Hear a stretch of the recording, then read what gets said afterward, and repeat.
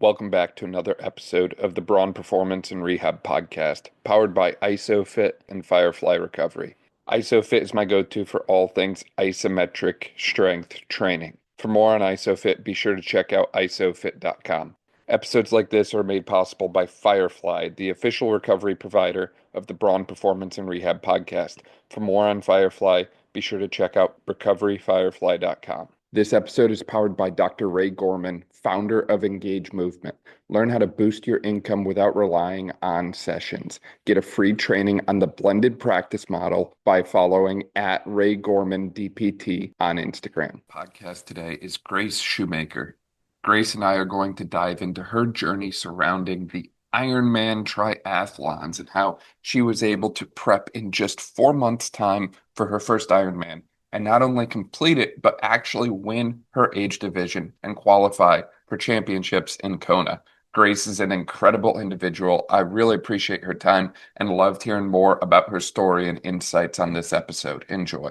Grace, welcome to the podcast. I'm super excited to work with you. As we were just talking, I'm so captivated by this story of, going from what you're calling zero to full Ironman in 4 months that I had to know more.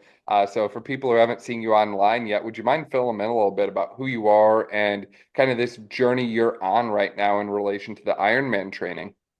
Yeah, no, thank you for having me. Super happy to be here. It's been a journey. It changed a lot. I feel like I grew up in Australia, small town Bathurst, bit of a country town, and I actually played tennis my whole life. So I got coached by my dad. And then when I was 16, I decided to move to Sydney to pursue that. Just more girls to hit with here. I only really trained with my mum and dad. So I moved there. I was independent from 16. I lived by myself. I got all my meals, went to school, did all my training. When I finished high school, I decided I wanted to go to America to play tennis. So I went there for 4 years to the University of South Florida.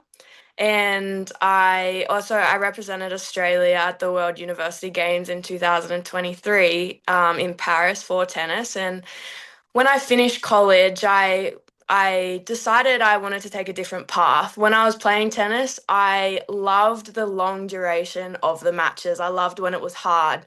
When I would say win easy, or I would, you know, not have that real competitiveness, long matches, I just wouldn't feel as satisfied. And I saw a video pop up on my Instagram one time, and it was an Ironman, and I was like, oh, like this looks pretty hard. So I had to look into it a little bit more, and I'm like, I have to do this. So I dedicated all my life to tennis pretty much, and then I got home and I'm like, I'm gonna do an Ironman. So I kind of stopped playing, and it was very different transition for me.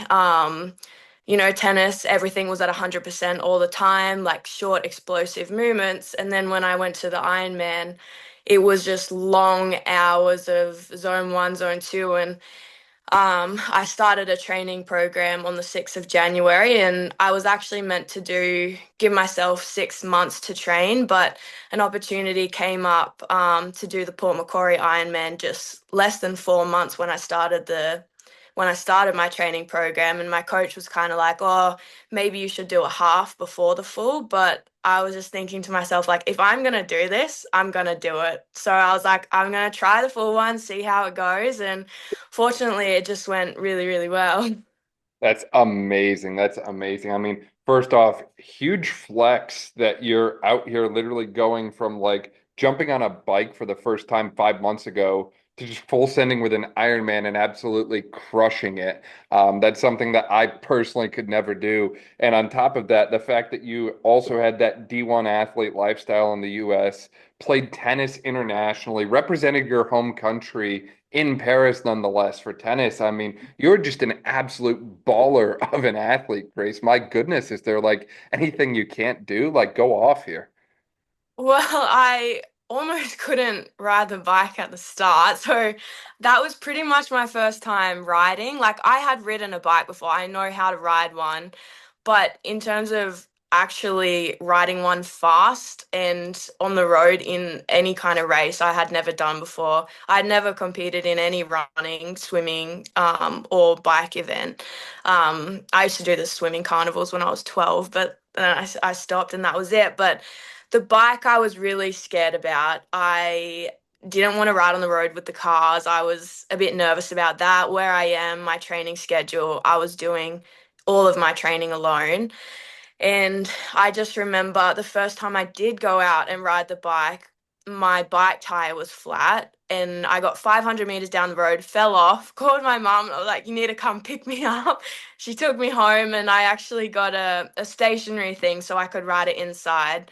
So before my Ironman, I actually only rode the bike on the road 5 times and it wasn't a lot. And I was super nervous for the bike because every time I would go down a hill, I would break. I was a bit nervous on it, but it worked out. But in the Ironman, I was still getting comfortable and everything. And when I would need water or something, I would have to try and balance the bike and try and get my water. And I think I missed 7 bottles in a row one time, and I was trying to put it in the back of my bike and it would fall out. So I missed a couple water stations there, but it went well in the race, which is all I could have asked for. Absolutely. And from what I remember about the Ironman, it's like a 3.9 kilometer swim, a 180 kilometer bike, and then a full marathon after doing all of that. Is that correct? Yeah, so with the what I actually did in Port Macquarie, so it was my first time actually going in open water. And I we woke up that morning and because it had been raining so much that they said that we couldn't do the swim part. And I woke up and I was like, oh, well, no point in doing it anymore because they've just canceled the swim. I actually looked up on my phone, I'm like, pool's open, so I could get the swim in to make it a full one. I'm like, to my mum, dad, I'm like, as soon as I finish this race, we're going straight to the pool so I can swim. But we did start with a rolling 180k bike, and that took around 6 hours, 10 minutes, and then straight off from the bike to the run. And this was only my second marathon as well. So once I completed all that, and they still held the spots for Kona, so I was able to still make that. And it was fortunate that I won my age group to make it to Kona, and then I get to do the full thing there. So I think that would be really good there too.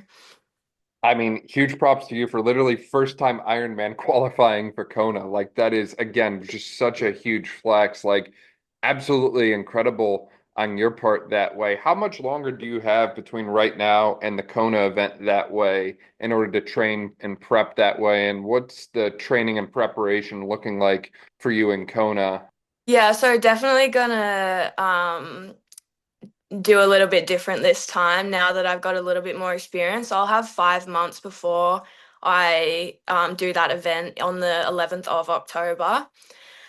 So at the moment, I'm also training for another marathon. So I did my first marathon at the start of the year as well, and I had a lot. I feel like I can give a lot more because my legs are still getting used to that long endurance rather than the quick explosive stuff. So I'm gonna aim for a sub 3 hour 15 there.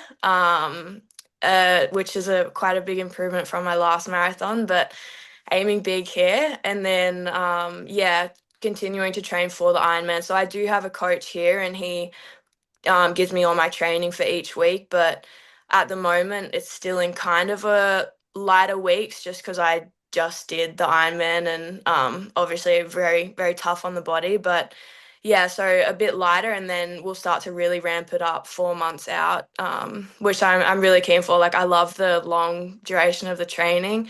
Probably the bike is definitely my love-hate relationship, but yeah, 5 hours out on the bike on the road, got to get used to it and got to get it done.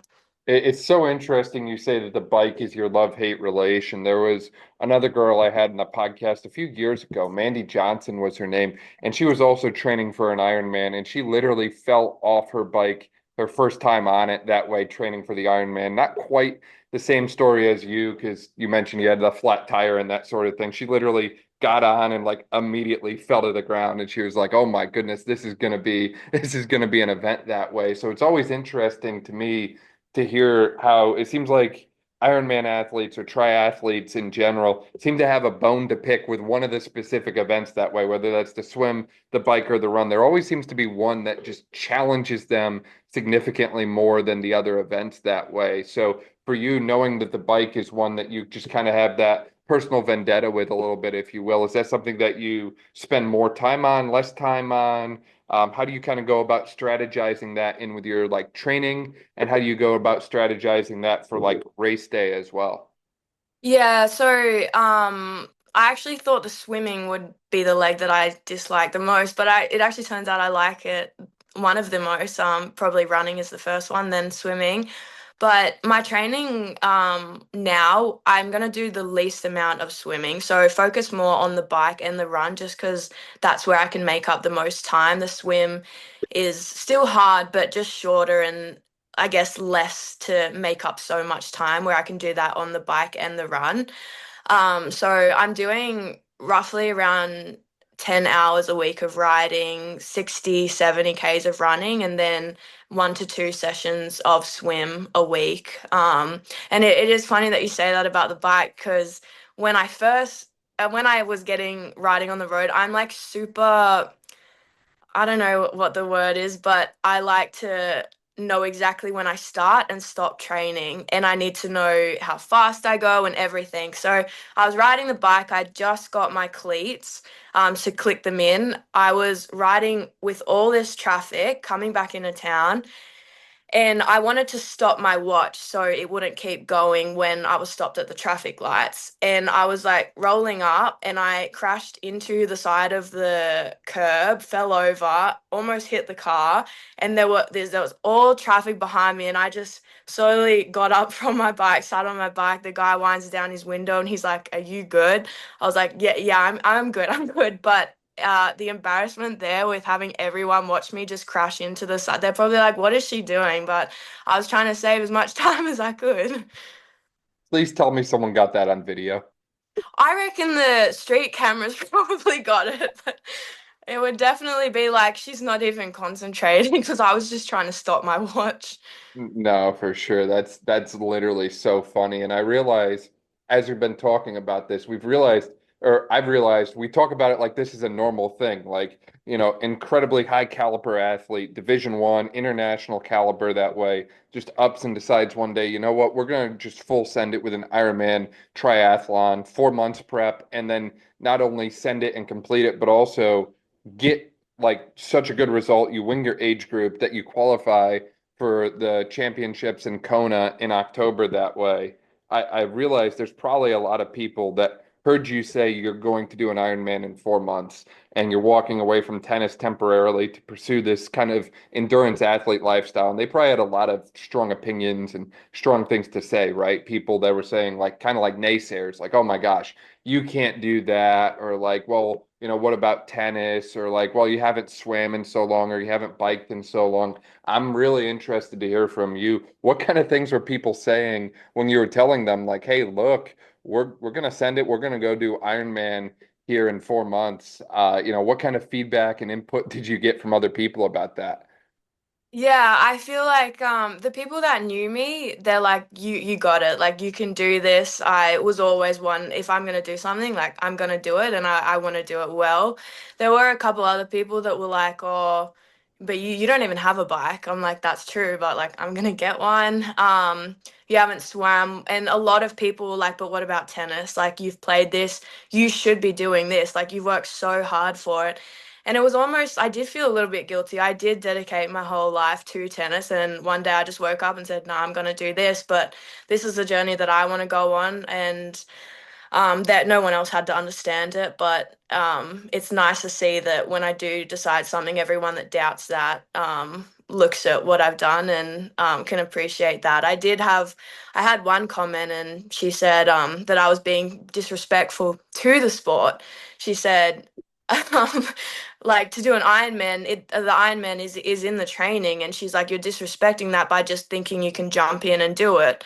And whilst they're stepping back looking at that, I put in so much work to do this. It wasn't like those 4 months were just, oh, I'm gonna cruise through this training and go and do it. Like I worked super hard, and I knew that when I would go into competition and the race, I was wanting and gonna do well in it. So. Yeah, no, I think it's so great to hear that you just had this like, relentless self-belief and self-confidence within yourself that way to literally go out there and tackle this thing. And it's amazing to me how when people step away from, other things to try and pursue whatever their latest goal is, everyone seems to have a freaking opinion about it. And I wish that we would kind of shift as like a world or societal view that way away from trying to tear other people down from pursuing things and instead think about ways to encourage them or ways that we can, possibly help them or uplift them in their pursuit of whatever goal they're achieving that way. It's no business of me, in my opinion, to judge what someone else is pursuing, whether that's doing an Ironman or training for tennis or lacrosse or pickleball or, whatever new sport comes out that month that way. It's more of my role, in my opinion, to support that person and lift them up and, help them accomplish the great things that they're setting out to do. And I really wish we'd see more of a paradigm shift towards that in the spaces, but also online in particular. I'm sure you've gotten some really unique comments from people online on stuff that way. And I just wish we'd see more of that, rising tides raise all ships mindset out there. Yeah, well, and it's interesting you say that because I posted one video. I've been sharing my journey through Instagram. So I posted one video. It was about I'm doing an Ironman in 8 days. I've trained for less than 4 months, and I was like, I'm gonna send it, but like I'm gonna kill this.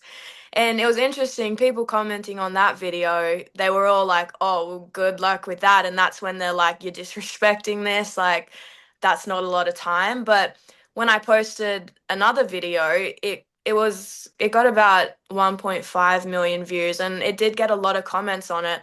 I looked at every comment and not one was negative. So before I did it, obviously the doubt was there with everyone. And then once I proved them wrong, I got so many positive comments, and it was nice to see. But obviously, people do doubt that until you actually do it and then prove them wrong. Absolutely. You've got a lot of people to prove wrong. And I love that you're able to kind of silence the haters that way, if you will. I also realize you kind of going from tennis athlete into full on triathlete in a matter of 4 to 5 months. As you mentioned, that's a very quick increase in kind of endurance workload that way. You mentioned zone one, zone two work earlier that way.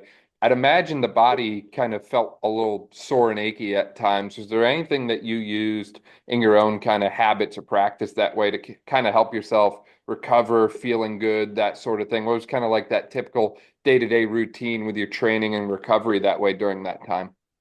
Yeah, so I was actually really fortunate to have a recovery place in my hometown called B&B Recovery where they would they have boots and ice baths and saunas there. So I was able to go there and really recover and do my rehab and everything. But obviously stretching and doing injury prevention that I've been doing throughout tennis as well really helped. And I think the biggest thing was food. Like that's what kept me injury free a lot of the time. I would make sure my body had enough fuel, it recovered well, and even a week after the Ironman, I was back running, riding, swimming. So I was really happy with that because some people are like, oh, you'll be out for a while, but I was like, no, like I need to get back into it, and I recovered well and was able to do that.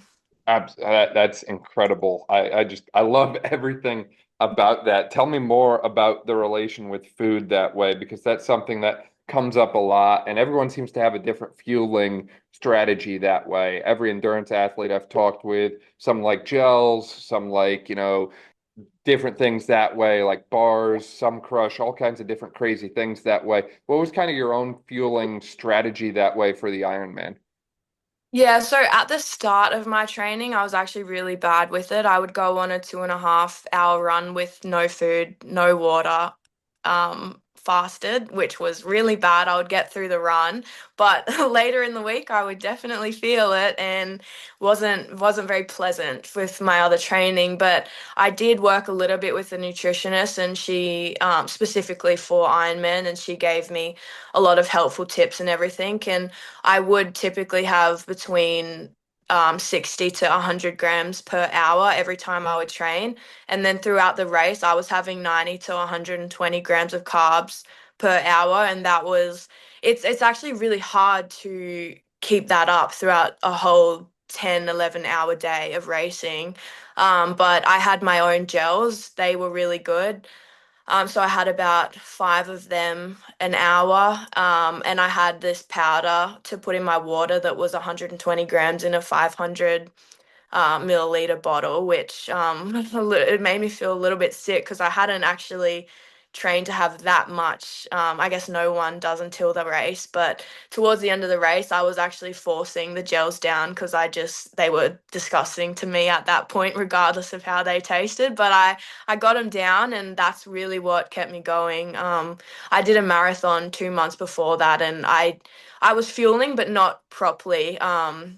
And my body did shut down towards the end, but throughout this it kept going, and 100%, like, you can do all the training in the world, but unless you're fueling, you're on top of that, it won't matter. So yeah. Yeah, no, absolutely, absolutely. And I think that's something that it sounds like you have to have this little trial and error period with to kind of work out what actually works for you versus what doesn't necessarily sit right with you, right? Because I'd imagine trying to run a marathon or trying to bike, well over 100 kilos that way while slamming that amount of calories, like it's not easy on the stomach, it's not easy on the body. So understanding what foods you actually like, things that you can kind of keep down that way, and which ones are, better avoided that way. And I've had some people tell me they do like these like weird potato things. I've had some people come up with all these crazy drink concoctions that way. The endurance athlete world is truly a different breed, and I have so much respect for what you all are able to do that way because you really push yourself to the limits that way. And I'd imagine that the race itself is probably just as mental as it is physical as well for you all, right? Like there's just this mental barrier that I would imagine you would eventually hit during the event, or at least I hit it when I was attempting to run the other day. I don't run often. I got about a mile in and I was just like mentally just so freaking over it. I was just like, this, I'm just done with this. I don't know how you just keep going for 26.2 miles. Is there anything that you've found that keeps you going mentally for these longer events that way? Because like I said, I feel like the mental element is so big in this whole process that way. What's kind of your mental strategy for these events? Yeah, no, and definitely everything is the mentality is the most important thing, I reckon. Throughout the bike ride, like always the goal is bigger than the feeling, but of course the feelings are sometimes hard to oversee because they're just that little voice inside your head gets louder and louder. But I just try and remember the end goal. I know throughout the race, I was actually saving my watch for the run, but I didn't know my times throughout the bike. I had no pacer, so I was just going off feeling. And I would ask people as we would kind of pass, oh, what pace are you going? So I could get an idea of how fast I was going because it was such a short amount of time to get all the gear. I didn't have a tri suit either, so just had bike pants and my running gear. But I was 130K into the race, and that's when it kind of hit. I was like, oh, this is something for sure. And on my watch, a text came through on my family group chat, and I looked at it and it was like, oh, she's in first place. And then it just switched something, and I'm like, I gotta shit, like I gotta keep going. So then they gave me like an extra boost as well. So it's tough because you feel a certain way, but you've got to find something else to keep going, whether that's thinking that yourself, like you have to be strong enough to be able to do that and get yourself out of that. And I think the biggest thing was I knew I was going to go up and down throughout the whole race. I knew I would feel like absolute shit sometimes, but I knew that it would always go back up and I would just have to ride that wave. Absolutely, absolutely. It's like that roller coaster of emotions and energy that I'd imagine you get throughout the race that way. And I mean, again, just major hats off and props to you for just riding that and crushing that. And again, coming in first that way. I realize there's probably a lot of people listening to this who have attempted an Ironman and maybe, fallen short somewhere along the lines, or maybe they do the Ironman and don't have the pleasure of coming in first in their age group on their first event, first race that way. What kind of advice do you offer to other people who are attempting to get into this triathlete world and just running into obstacles in their path that way? Or maybe they, do their first Ironman, but it just doesn't go as well as they planned it to that way. What kind of advice do you have for those that are, trying to get to that spot that you're at right now, but for some reason came up short? Quick break because if you're a rehab professional sick of burnout, this could be your answer. Engage Movement's blended practice model is a proven system built by Dr. Ray Gorman, a PT who walked away from the 55-hour-a-week grind and built a blended practice model that doubled his income while working less than 25 hours a week, and he didn't have to rely on the traditional way of selling sessions to do so. It's all about blending remote and in-person services, stacking monthly recurring revenue, and building a business that finally supports your life, not the other way around. This model isn't just theory. Real providers, including myself, are creating lives of freedom and flexibility without being tied to their schedule. And as a listener, you get free access to the complete training. DM my name, Dan, to @RayGormanDPT on Instagram and receive your free breakdown on the model. I just think the biggest thing is believing you can do it. If you set any barrier on yourself, then anything beyond that barrier is going to seem harder than what it actually is. If you believe you can only run 30K, then anything beyond that is going to almost seem impossible. And it actually affects you in a different way if your mindset is, I can run 50K, and then 40K isn't going to seem as bad. So just making sure you're not limiting yourself mentally, which I think is a really big thing. And again, like, your failures are gonna be stepping stones to your success. If everyone just went out and killed it all the time, every time, it's not gonna, like, it doesn't almost mean much. But once you've been down, once you've hit rock bottom, and to be able to get up from that, it's much more satisfying. And there's always time and room to improve and do it again. If you don't do well the first time, that's okay. Learn from it and then go in the next time and go kill it then. And again, like, if you're not getting to where you want to be, just keep improving, adjusting little things, and you'll eventually get there. I love that. I love that advice. And again, going back to the mental element again, I feel like sometimes we're our own worst enemy. And I mean, I've seen that myself in different pursuits of life. Again, I haven't quite attempted the endurance athlete side of things yet, but just in entrepreneurship, sometimes we get in our own heads, and I don't know what the correct technical term for it can be. Like this, essentially, we just kind of like fear monger ourselves or gaslight ourselves into thinking we can't do something. And it's like, we have to find ways to kind of reframe those mental beliefs and mental barriers that way. And obviously, I think things like having a good coach, having a good support group, like other teammates and other people around you to help work through those, but also just I want to say locking into this process of self-development and self-improvement that way, I think can really help kind of crush a lot of those mental beliefs as well that way, and kind of like getting to understand and appreciate the amount of time, the amount of hours, the amount of hard work you put into this, but also the amount of sacrifices you make to get to this point of where you're at, right? In your case, like you're training for 10, 20, sometimes even 30 plus hours a week that way, I'd imagine. Like it's a huge commitment, it's a huge time sacrifice, and that's something that you get to do. Not everyone gets to do that, right? Not everyone gets to, spend 20 hours a week training, but you do. So it's like reframing your mindset to being thankful that you get to do the things that you do physically, but also like looking at it like I've put so much time and so much effort and so much sweat equity into this to get me to where I am today. I didn't come this far just to come this far. I've got to keep pushing through, kind of thing. And that's definitely the mindset towards the end of the training, my training block. I was like, oh, I just really want to compete now. Like, I'm ready. I've done so much training, and getting out on that bike and having to go for a 5 hour ride when you really dread something is just so bloody hard. Like, definitely not something you want to have to go through, but you just have to do it. And at the end of it, you just feel so much more satisfied and you're glad you did it. And you actually get better at that. Like if you go out and force yourself to do something, the more you do that, the more you don't give yourself an option to pick another route or to not do it, the better you are and the more discipline you're going to get as it goes on.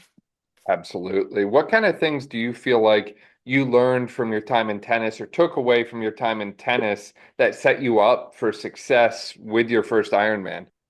Yes, what I got from tennis and how it helped me, I always had the mindset of you've got to put everything into it, try as hard as you can and never give up. Like tennis, it doesn't have a time limit on it. And I always knew that my game style was kind of like I'm gonna make you stay out here for 5 hours because if that's the case, then that's better for me. The longer it goes on, the better it is.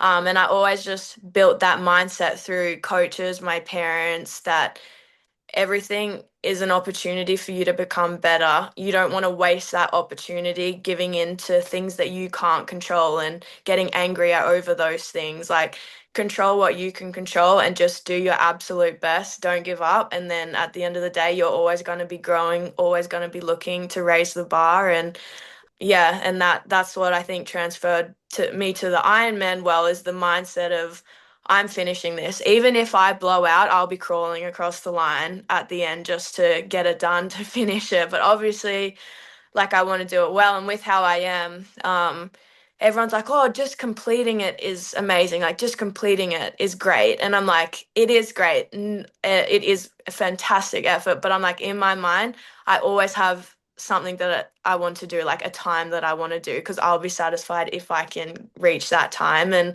I guess I always have that higher expectation for myself, and I don't always reach that goal, and I just have to remember that I should be satisfied and pleased with what I've done because I have put a lot of work into it and it's still a great achievement. But again, that's with coming in with when you fall short of your goals, you just get up and try again. It's so amazing to hear you say that because what you just outlined is one of the many reasons I love working with athletes. And when I was looking to kind of expand my own business that way, right, I've got five athletes, former athletes and current athletes that are joining me this summer to kind of help build out the brand and the business that way. And it's just this element of athletics and sports that teaches you so many things that I feel like you can't get elsewhere, right? Like the lessons that you just outlined, I can't think of where you're going to learn those kind of things outside of sport and maybe like working out, training, like the fitness element, if you will. There's something to be said about the lessons you get from just hard work repeatedly over a long period of time that way. And I just feel like the lessons that you learn from sport, as you just outlined, can apply beyond the single sport that you play, whether that's tennis to Ironman or tennis to business or any other endeavor in life. The kind of principles that you pick up from those things are just so widely applicable that way. And I certainly see, or I certainly have a little bit of a like opinion towards the athlete that way, just because of all those elements that sport can teach you that again, I feel like it's so difficult to pick up on those lessons anywhere else. Yeah, no, for sure. And I was super grateful with everything that I went through with tennis because that built me into who I am today. And I don't think I would have this mindset. I wouldn't have this mindset without it. While we're on the topic of tennis, real quick, what was it like being able to represent your home country of Australia in Paris in a like huge international event like that? What was that experience like for you that way? And do you feel like maybe the pressures that came with a big event like that are helping you to prep for the pressure that might come your way with Kona? Yeah, honestly, it was one of the most amazing experiences I've ever gone through. Like, not tennis is such an individual sport, but to play for a college team is amazing. But then you get to go and play for your country, and that's just a whole nother level as well. And it was a lot of pressure for sure, and having to learn how to deal with that pressure and being okay feeling uncomfortable is something that I've gotten a lot better at and dealt with. And you just got to take pressure as an opportunity to do something amazing. It can be very nerve-wracking for sure, but definitely an opportunity to do something great. And those moments throughout college and representing my country, I had some very, very close matches, and I was able to kind of thrive under that pressure and come out the other end. Sometimes I won, sometimes I lost, but I always gave it my all and I was satisfied with how I went, and the losses were necessary for to get me over the line for the bigger wins. Absolutely, absolutely. It's like, at the end of the day, you can't really stop the waves that life throws at you, but you can learn how to surf them, right? There's always going to be these little setbacks. There's always going to be times where, maybe the outcome isn't what we wanted, but the fact that you can just keep going and being relentless in your pursuit of greatness has obviously led you to this incredible spot that way that you're in. Uh, Other thought I had is I realized in tennis, as you mentioned, it was a very anaerobic type sport where it was quick movements, power driven. And I'm picturing you just spending a lot of time in the weight room to try and help improve the tennis game that way, whether that's, upper body strength or core strength or leg strength or whatever it is that way.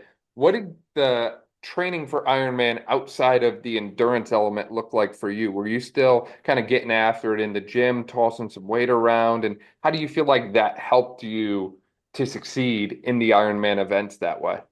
Yeah, when I was over in college training for tennis, a lot of weight room stuff and a lot of stuff was just quick, short, sharp movements. You don't need to be running 10K to play tennis. It's short, sharp, very quick, and obviously over a long time. But I definitely wanted to keep that up, and I think that definitely helped me with the Ironman training. I did gym around 2 times a week, full body, just to keep that strength up. Because a lot of people, if they looked at me, they'll be like, "You don't look like a triathlete." Just with my body composition and everything, I'm pretty heavily muscled, and a lot of the typical triathlete body isn't mine, but I think the strength really helped me, and my endurance in the legs, what I built that up, that's what got me over the line, and I was able to keep going in the end. That's amazing. And I think the other thing that's incredible too is that you were able to not just keep your strength up, but you were able to share the Ironman experience with your family. And most importantly, I'm going to butcher the pronunciation of this, but your dog, Yuchi? Yusi? Yuki. Yuki. Yuki, there you go. Yuki. My dog was the show of the Iron, like the highlight of the Iron Man, I think. Everyone knew her. Everyone was like, "Oh, can we pet your dog?" Like I'm like, "Yeah, go ahead." Like she was known to everyone. She's still a puppy, so she was going off a little bit, but I loved having my family there and my best friend and my dog, biggest supporters ever, and I could never have done it without them. Tell us more about Yuchi. Geez, I'm terrible. Yuki. Tell us more about Everyone says it like that, so don't feel Tell us bad. more about Yuki that way. How old is Yuki and how does she fit into this whole training picture? Does Yuki come on runs with you? So I moved back to Australia last year in August. I got her 2 weeks after I got home. I said I need a little friend when I get back to settle back in and everything. I saw her and I'm like, yep, that's the one. So I picked her up and she's been by my side every day. Some people see me and they're like, we don't see you without Yuki. Like, what is going on? Where is she? But I still played a bit of tennis up until I started training for this in January. She'd be right courtside watching me play tennis, and now she's by my side watching me do the Ironmans now, and she's just honestly the love of my life. But she will be running. She's still young, so not too long of distances, but we're building up. We're at 2 to 3K at the moment, and I am hoping to run some halves with her and see how that goes. So she will be a runner. I love that. Is she coming to Kona with you as well? Unfortunately not, because I think she'll have to do some quarantining. But I would love to take her if I could. It'll be probably my longest time without her, but yeah, she's always by my side. Don't really go anywhere without her. Absolutely love that. I love that you get to kind of share this experience again, not just with your friends and your family, but also your dog, which obviously the dog Yeah. is the true hero here, right? Yeah. Everyone loves Yuki, so So now I got to ask, Grace, when is the book or the autobiography or the movie of this whole experience coming out? I would love that. But funny you say that. I do love writing. It's a way I've always expressed how I feel and what I've gone through. I am starting to kind of just write down a couple things to hopefully eventually turn into a book. There's been so much more throughout my journey and experience with ups and downs, and I would really like to share all of that in greater detail. So I do want to write a book one day and see how it goes, and hopefully other people can learn, and yeah, I want to share my experience with them more. What kind of things are you going to include in your book that maybe we haven't gotten to discuss today so far? Yeah, so well, a big one would be the mental side of things. Like I said last time, so I actually have a degree in psychology as well. Just putting that barrier on yourself. If you think you can only do something to a certain level, then anything beyond that level is going to seem even harder, as well as manifestation. So I when people would ask me a little bit about the Ironman, I would say, "Oh, like I'm a bit nervous about the bike, like whatever." And I'm like, "No, like I'm not going to say that. I'm not going to put that in my head that I'm so nervous about the bike." So I was talking about it to my friend one time, and it's like, what's your weakest leg? I don't have a weak leg. Like, I'm going to kill all three of them. And just hearing you say that to yourself and reiterating it to yourself over and over, you start to believe that. And instead of being like, shit, I have the bike, I'm not ready for it, it's like, nah, like I'm ready and I'm gonna go get it. And I rode the bike super confident, and instead of breaking down the hills, I felt like I was flying down the hills. So a lot of that, and just the power of being alone throughout your journey. Obviously, you'll have people that support you throughout it, but you're not always going to have that, and you can't rely on other people to push you up and get you to keep going. Like that. That internally comes from you at one point, and you've got to be able to do that yourself in times where it is lonely and you won't have those people around you. Absolutely. I love that, the importance of positive self-talk. And even just, I think there's so much powerful in just those small daily affirmations or just little phrases that you know you're going to repeat to yourself over and over again to kind of push through those challenging times that way. I actually used to even have this like series of sticky notes that I would kind of write out and I would kind of stick them on my door that I would kind of sit there and read them before I kind of walked out for the day that way. Just the power of those small little reminders about just how much of a freaking badass you are. I think the world always could use more of those, in my opinion. Yeah, no, I agree. And another really big thing, especially we did this for tennis. So it's normal to be nervous and scared about something. A lot of people hold that within them and they think that they can't tell anyone. But when they do tell anyone, when they do tell someone, it's like, oh, like a relief in a way where you've got it out, you've told it, and now you can move past it and figure out ways to go beyond it. We did a lot of writing, so I would say, like, I'm so fucking nervous for this match. I almost don't want to go out and play it. And writing that down and getting it out there, it's like, oh shit, like I actually feel relief right now, and I've put it out there. That's how I feel, and this is what I'm gonna do to overcome that. And when I feel this way on the court, I'm gonna do this to feel better, and it does actually work. So putting a bit of that stuff in there as well, which I think is super helpful. Absolutely. And then you kind of have that log that you can kind of look back on. So on those days when it does get challenging and the road does get difficult, you can look back and kind of remind yourself, like, oh, shoot, look how far I've freaking come. Like, look at everything Yeah. I've been through. Look at how much I've overcome to get to this point and kind of remind yourself again of that just savageness, badassery that you have going for yourself that way. On that, like, topic of like self-reflection and journaling that way, what was your kind of own framework for that? And how do you like recommend other athletes to go about developing like a little bit of like a habit or routine for kind of journaling and keeping track of things and just kind of developing a more positive like self-talk and mental health side of things, if you will? Yeah, so first I reckon one of the best things is writing things down. When you wake up in the morning, if you write down, I'm gonna have a great day today, like I have all this to be thankful for, it triggers something in your brain like, oh, today is going to be a good day no matter what happens. I'm grateful for all this. I have all this in my life, which is positive things.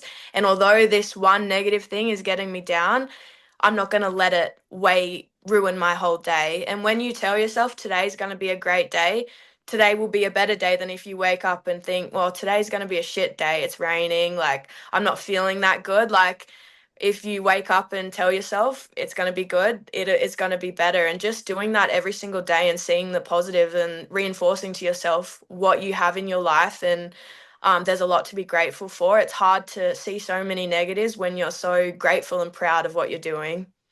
So yeah, definitely writing would be one. And then obviously I think getting out, doing your exercise, eating right, I think that's a big component of it as well. What about sleep? Yeah, big, very big importance. I sleep. I love sleeping, so I go to bed so early. I love my naps throughout the day. So yeah, when I'm on low sleep, I can definitely feel it. I think that just aligns everything, and obviously you need sleep for your body to function, so definitely very important.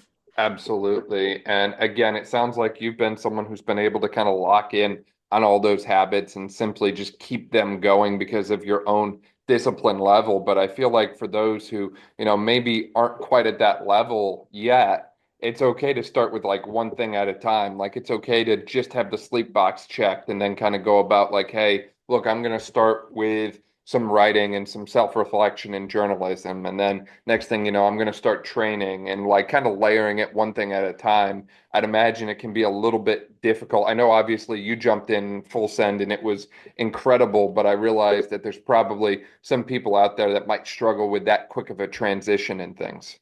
Yeah, and it's good that you say that because when I was starting my journey, I needed to start lighter. I couldn't just jump straight into 20, 30 hour weeks as I hadn't swam, I hadn't run off the bike, I hadn't rode really. So I needed to build that up. And when I was watching videos, I was seeing other athletes do all this stuff like 30-hour weeks. And in my head, I'm like, shit, like I need to be doing that, but I'm not ready for that. And it did get me like, oh, like a little bit stressed in that kind of way, but I had to just take a step back and be like, hold up, I've just started this. I'm on my own journey. I'm doing what works for me in the way that I can do it with the time and resources that I have, and I just have to trust that.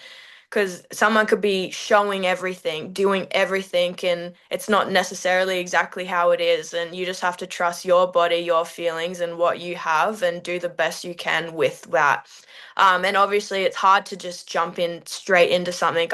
I jumped straight into the Ironman, but at the same time, I couldn't jump into 30-hour weeks and doing what I would like to have done. So I did ease into it, and then the training got. I was able to get into that space of those big weeks. But definitely, you're on your own journey. You don't have to be doing everything that someone else is doing. And just little wins for you each day get bigger and bigger, and you just got to focus on that. Do you work, and if so, how was the process of balancing the training element and all of these different factors with working? I do work. I have a full-time job, so I'm a recruiting agent at Aussie Athletes Agency. We help people go to the States, get a scholarship. Um, it's just time management with things. Like sometimes you're gonna have to get up at 4:30 in the morning to get your training done, and then you'll start work, have your 7, 8 hours doing that, and then you go back and do it again. It's lucky my job is a little bit flexible in that sense where I can do a little bit more training, and this it's not necessarily set exact hours, but I do have hours I need to complete, which I always do. And I do work my training around that and just make sure I get it all done. And it is long days, but it's rewarding, and I like that. So. Absolutely. I absolutely love that. And it shows other people that this is possible. Again, if you have the discipline, the grind, the motivation, and the work ethic that it takes to go out and accomplish great things, right? Just because you're working full time doesn't mean you can't still have that active lifestyle. It doesn't mean you can't compete and pursue great things like completing an Ironman, right? I think a lot of times people look at things like their job as like an excuse to not do things. And it's like, look, like life is far too short to not pursue the things that you want to do. Like go out there. And again, I keep using that term full send, but like really that's kind of what you have to do, right? You only get one shot at this life. You might as well live it all out, live it with no regrets, and keep your plot line interesting, if nothing else. No, I agree. And I really do think that if you really want something, you're going to make time for it. You're going to get up at 4 a.m. to get it done. And yeah, it's just what you really want. And you've got to really want to do those things to be able to get up and do it. Absolutely, Grace. I feel like we could probably talk about this all day long. Like you are such an incredible person, and I absolutely love all of the things that you shared today, from your racing experience on the Ironman to the training that went into it, to the element and the impact that tennis had and beyond that way. Seriously, this is so incredible in every way. Is there anything we missed or anything else you want to share and discuss today? I think we've covered a lot today. But yeah, I just want to thank you so much for having me on here. I really enjoy talking about it with you. For sure. And Grace, for people who want to find out more about you online and that sort of thing, where can they find you at on Instagram, TikTok, and so on? Yeah, my I post on Instagram, so I'm sharing my all my journey through there. That's Grace Schumacher Fit. So I post everything there. TikTok, I haven't really posted on before. I don't know if I should get into it or not, but I might start posting on there. But Instagram for now is definitely where I'm sharing my journey. That's amazing. I'll link to that in the description below. That way, if you didn't quite catch it, you can just click there and see everything that Grace is up to. Grace, again, seriously, thank you so much for your time and everything that you're doing. You're just such an incredible person. I'm beyond impressed with everything that you're doing. Thank you. Thank you so much for having me.